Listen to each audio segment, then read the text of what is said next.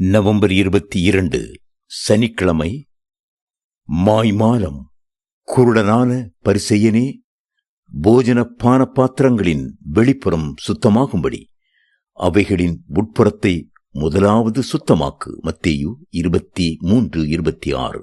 ஒரு போஜன பாத்திரமானது வெளிப்புறத்தில் சுத்தமாயிருப்பதை விட உட்புறம் சுத்தமாயிருப்பது மிகவும் அவசியம். அநேகர் வெளிப்புறத்தை மாத்திரம் சுத்தப்படுத்திக் கொண்டு கவர்ச்சியாக தோற்றமளிக்கிறார்கள். கர்த்தரோ உட்புறத்தையே பார்க்கிறவர், உள்ளான பரிசுத்தத்தையே எதிர்பார்க்கிறவர்.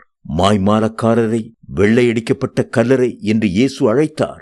வெளியே பார்க்க அழகான தோற்றம், உள்ளேயோ அருவருப்பு, எலும்பு, துர்நாற்றம் ஆகியவற்றை மூடி வைத்துவிட்டு வெளிப்புறத்தை மட்டும் வெண்மையாக்கி பளிங்கு கற்கள் பதித்து தூய்மையான தோற்றமாக்கி விடுகிறார்கள்.